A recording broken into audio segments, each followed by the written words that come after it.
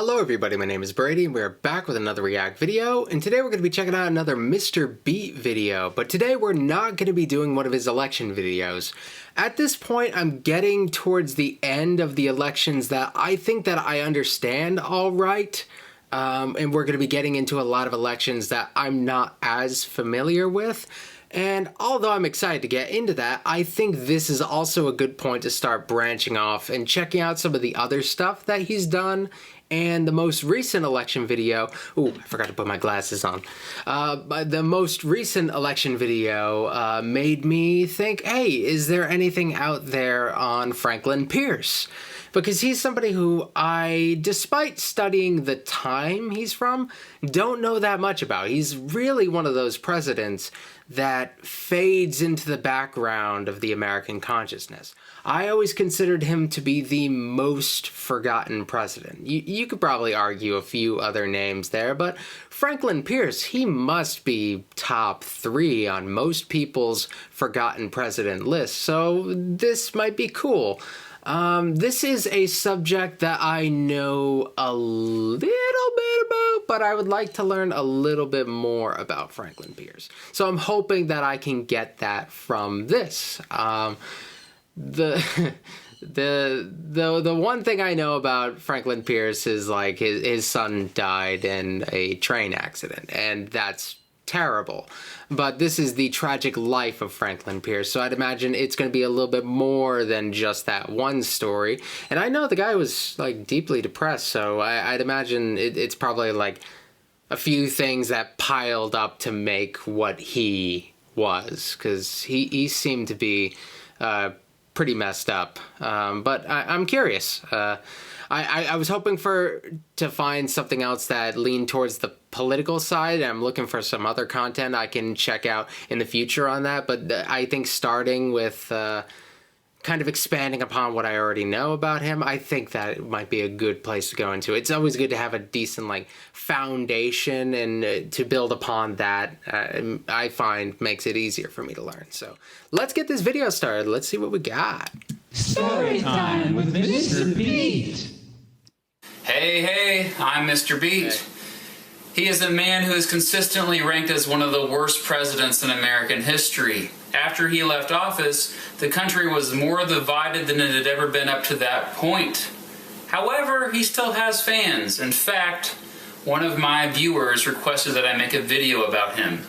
So, here is the story of Franklin Pierce.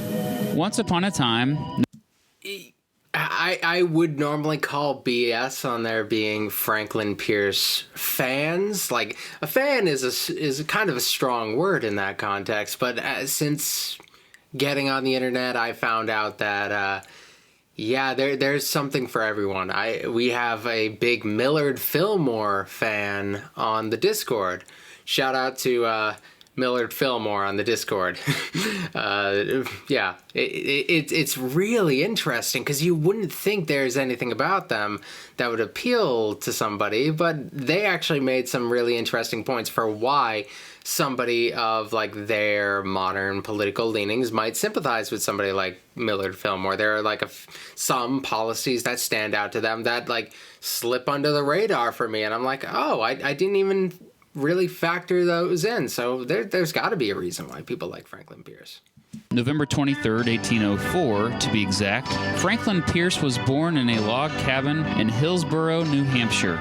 During Franklin's childhood, his dad, Benjamin, was heavily involved in politics, eventually becoming governor of New Hampshire in 1827. Benjamin made sure Franklin had a strong education growing up. However, school did not naturally come easy to Franklin, and he consistently struggled. When he turned 15, he went to Bowdoin College in Maine. There he made many friends, including a young writer who would eventually become one of the most famous in American history, Nathaniel Hawthorne. At Bowdoin, Franklin was a party animal of sorts, and his grades suffered because of it. However, by the time he graduated, he had applied himself enough to rank 5th in his class. After graduation, Pierce studied law and entered politics. So, like, the early description of his life, he seems rather ordinary. Like, you get to, like, that moment where, like, something seems to have, like, clicked with him, and he gets his grades up and stuff. But early on, he seems to be like a rather ordinary guy coming up. Like a lot of the upbringings you'll find with these people who would go on to hold high political office, you'll see them like getting drilled to death when it comes to their education, and you'll see people like John Quincy Adams who are like pushed super hard. With him, I'm wondering where that turn went. As far as Franklin Pierce goes, I don't believe there are many modern biographies of the guy. Like there are definitely biographies out there, but he's certainly overdue for a new look at him. So that's one thing. Like I like to look for what is the most recent take on the person when trying to learn about a political figure, and there's not as much when it comes to him right now. I think Millard Fillmore, I think he's overdue for a new biography. A lot of the presidents during kind of between the war of, well, I guess we'll say between Jackson and Buchanan, a lot of them I think need to be re-explored pretty soon. I think there comes a point where it's like, okay, now it's time to re-explore this particular president. I think Franklin Pierce might be long overdue. Unless there's a great biography that's slipped under the radar recently, but I haven't seen it. When he was 24 years old, he was elected to the New Hampshire state legislature. 2 years later, with the help of his dad, who by this time was the governor, he was selected as its Speaker of the House. In March 1833, Pierce was elected to the U.S. House of Representatives with hardly any competition in his way. While living in Washington, D.C., Pierce had become addicted to alcohol. Meanwhile, he had become engaged to a woman named Jane Means Appleton. An alcohol addiction at the time is a lot because like it was around like crazy in Washington D.C. So for it to be considered a problem, he must have had a real problem. Like you read things about like how much people drank at the time, and like what's like normal now was not necessarily normal then. We have people who in like the founding generation would have been considered pretty dry compared to some of their peers, but they'll still like down a couple a day. Jane was Pierce's opposite in almost every way. Franklin was a Democrat, Jane was a Whig. Franklin was outgoing, Jane was shy. Franklin frequented saloons, and Jane was a big fan of the temperance movement, wishing that saloons were shut down. Even more so than her husband, Jane hated Washington politics, and was definitely not happy when Franklin later ran for president. The couple had a son, Franklin Pierce Jr., on February 2nd, 1836. Tragically, Franklin Jr. died just 3 days later. In March 1837, Pierce became... Okay, so that's the first... Like, I know about the son that died later on, so this is this is like the beginning of that tragedy here. The relationship with his wife is actually very intriguing, because I've seen that dynamic a whole lot throughout American history. We've talked about Alexander Hamilton on this channel, and I think his home life would have... his wife would probably have been a lot happier if he stayed out of politics a little bit more and stuck with his law practice, spend more time with his family, like all that stuff. So like that's very normal to have that sort of dynamic. There are plenty presidential wives who like really lean into it and are really cool about it, and we got like the Dolly Madison types, but there are some that just not quite so much. They may be more into a quiet life, but that's just not what they ended up getting. Became the youngest member of the U.S. Senate at the time. While serving in the Senate, he usually voted with his political party, the Democrats. He wrote no significant bills, and he only seemed to be passionate about one thing: not liking the abolitionist movement. A friend of future Confederate President Jefferson Davis, Pierce became one of the few Northerners who sided with Southerners on the issue of slavery, which later caused some to call him a, quote, doughface. On August... That's a big nickname at the time. You'll probably hear that if you end up like reading about the lead up to the Civil War. There were a lot of people who were Northerners with generally Southern principles, and that's pretty much what it was. And honestly, that's not, like, I'm not talking about, like, it's not good, but politically, dough-faces could get pretty far. Being from the North, but having kind of that Southern appeal, like, you could get pretty far having dough-face politics. August 27th, 1839, Franklin and Jane welcomed their second son, Frank Robert Pierce. 2 years later, the two were sick of Washington politics, and Franklin decided to resign from the Senate. The family moved back to New Hampshire, where Franklin opened a law practice. It was also around this time that he gave up drinking and actually attempted to outlaw alcohol from Concord, where his family now lived. On April 13th, 1841, Franklin and Jane had a third son, Benjamin Pierce. This good news was overshadowed by the death of their second son, Frank Robert, who died of epidemic typhus when Benjamin was 2. Keep in mind, now they had lost 2 children. Okay, I think I heard of that one. The first one I didn't. That one was new to me. The second one, I think I've heard of that. I didn't realize how many kids they had. This is, like, I mean, it's not necessarily abnormal, but, like, I guess I never heard that one. I'm not surprised to have not heard anything in particular about Franklin Pierce, because, like, there's so little the casual American knows about him, I guess. This is getting depressing. As a lawyer, Pierce was a star. He took high-profile cases, and his strong public speaking skills in the courtroom made him famous throughout New Hampshire. When the Mexican-American War broke out, Pierce enlisted. Despite having no military experience, he commanded over 2,000 men in 1847 as they led an attack on Mexico City. However, his ability to fight did not last long. In the Battle of Contreras, he fell off his horse, crushing his leg and causing him to pass out. Soon after the Americans won the war, Franklin returned home to Concord, now more popular than he had ever been.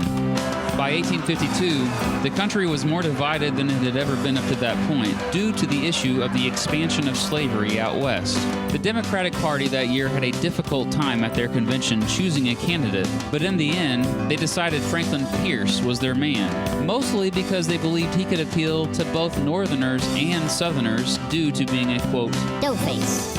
Yeah, like, that makes sense. And we watched the video on the actual election. That's the most recent one that we watched, so that makes a whole ton of sense. There's a lot of people who will walk into, like, during these times, they'll walk into the convention and they'll have, like, their main choice, and their main choice just doesn't get it. So it's, I've always emphasized that it's, like, really good to be a lot of people's second choice when it comes to determining who becomes the main candidate for the party. If you're everyone's second choice, that's way better than being, like, the first choice of, like, a big chunk of people.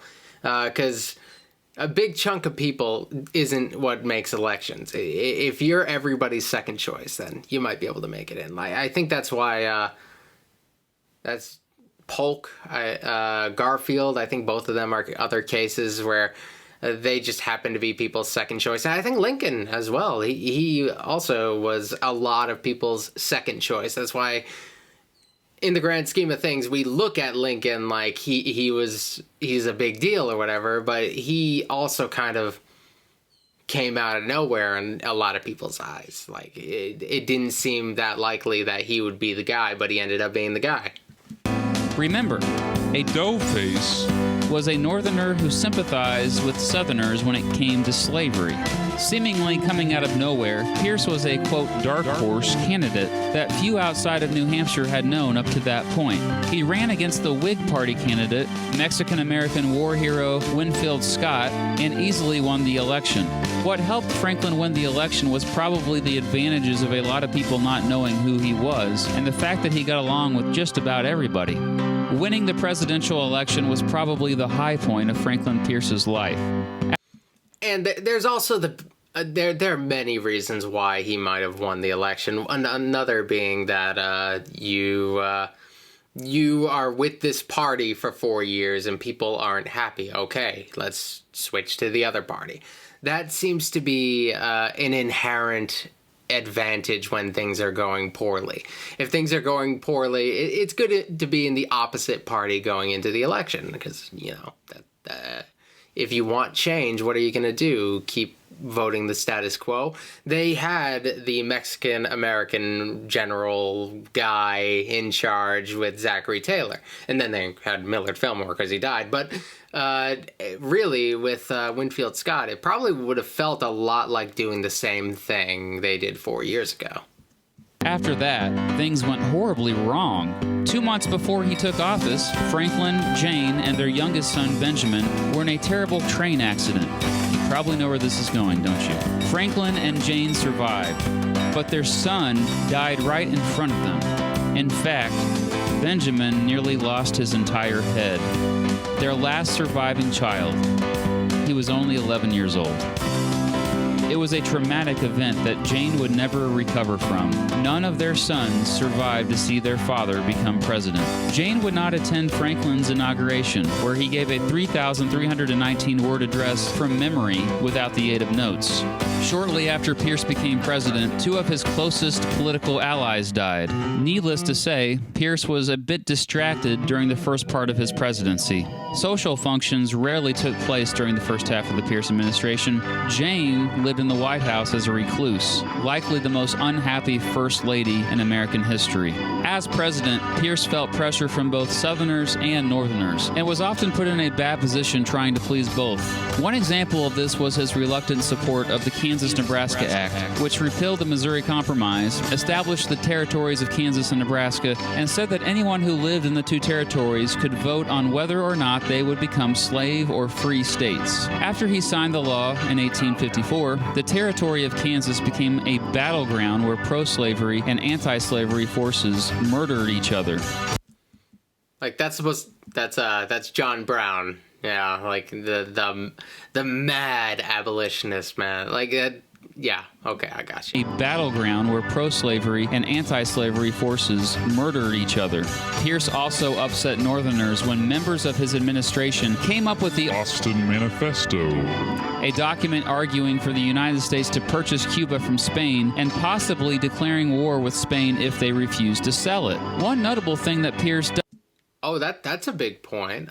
That's something, like, I kind of, like, vaguely heard about, but never really got too into. I doubt, while Spain is not the powerhouse that it used to be, that is naturally going to upset certain factions that may not be too excited to get back into another war. While there are definitely expansionists that would be interested in doing that. Like, that's one of the territories that's very surprising that the U.S. never ended up acquiring. Like, I look at history, I'm like, how did that never end up working out? Doesn't get recognized for much is the fact that he named the first Roman Catholic cabinet officer in American history, James Campbell of Pennsylvania, during a time when many Americans persecuted Catholics. Perhaps the biggest success of Pierce's presidency was when he sent James Gadsden to Mexico to buy land for a southern railroad in present-day southern New Mexico and Arizona. Known as the Gadsden Purchase, the United States acquired the land for $10 million.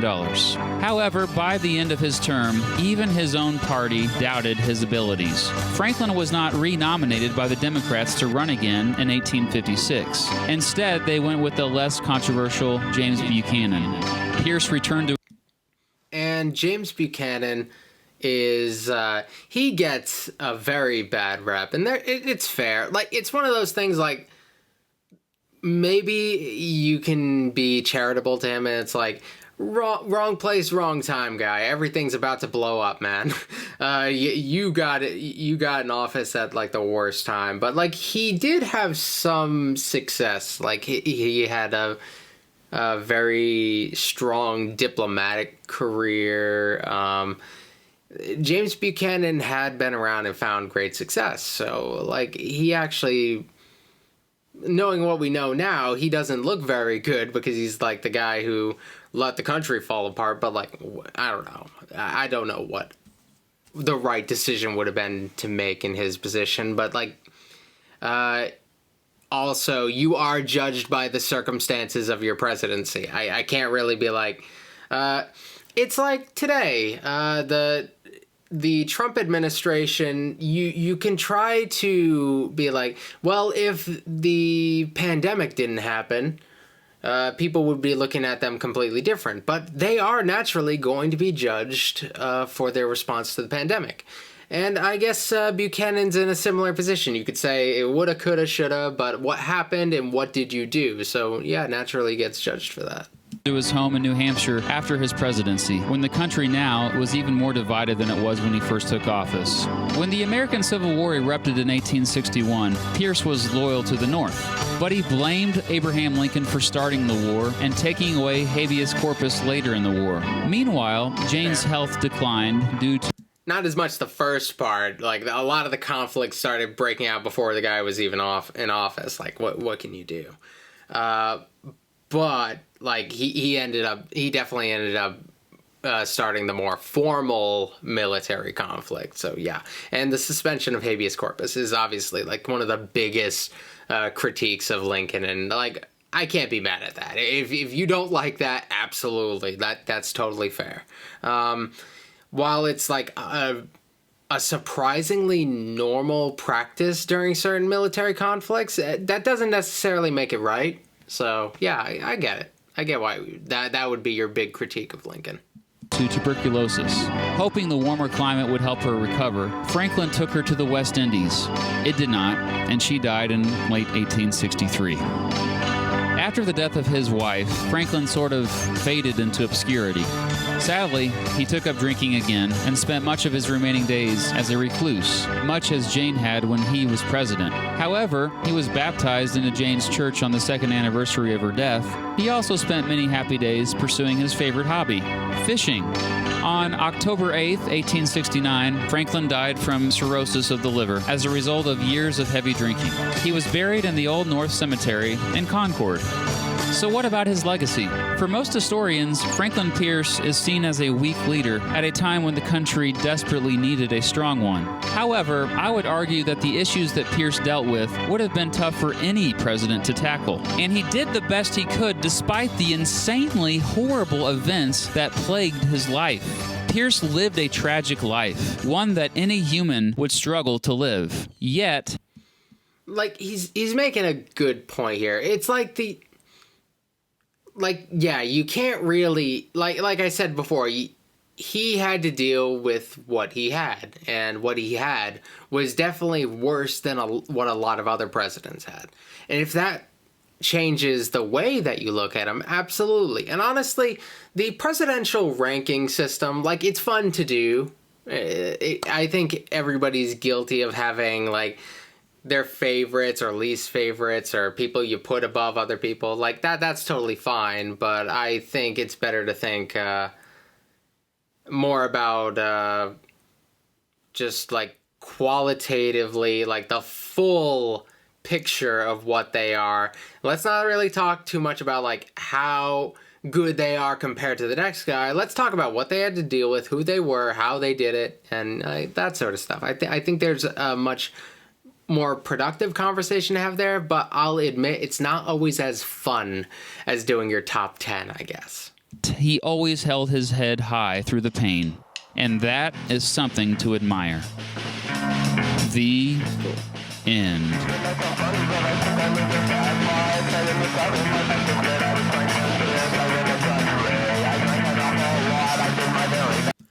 All right, that was really cool there. Ooh, he's got a song. Ooh, that might be fun. Yeah. Oh, I saw that he posted a song about a Trump song recently. Oh, he must have done songs for all of them, or maybe he hasn't. I don't know if he's actually finished them for all of them, but like that might be something worth checking out. Educational music is such a challenge. It's so hard to get all that stuff, like, because like, even for like the people like the ERB people who have a lot of room to be edgy or whatever, they have some real good historical substance there, but they're not whack, you know? So like historical and educational music is super hard. So I'd love to check out what he's done. Like that coming from like an actual teacher, I think that would be very interesting. So maybe I'll do that at some point in the future. I hope you guys enjoyed this. I'm going to be checking out some of Mr. Beat's other videos beyond his election series, but I will go back to his election series. But I think there's so much more to explore than just that. He's been around for a while on YouTube, so there's definitely a whole lot for me to learn. This one was good. It was broader than I thought it would be. He talked about it. It was the tragic life of Franklin Pierce, so I thought about the train accident instantly. And I thought, like, okay, there was the other son that died. And apparently there was a third one that I didn't know about. But, like, this was actually a broader, like, mini bio of Franklin Pierce. So I'm actually... I got more than I expected from it. So I'm actually really happy with how this video came. So, I hope you guys enjoyed it too. Thank you for watching, and I will see you guys tomorrow with another video. Like, comment, subscribe, leave suggestions, become a member, buy a sticker, all that stuff. All right, see you guys next time. Bye.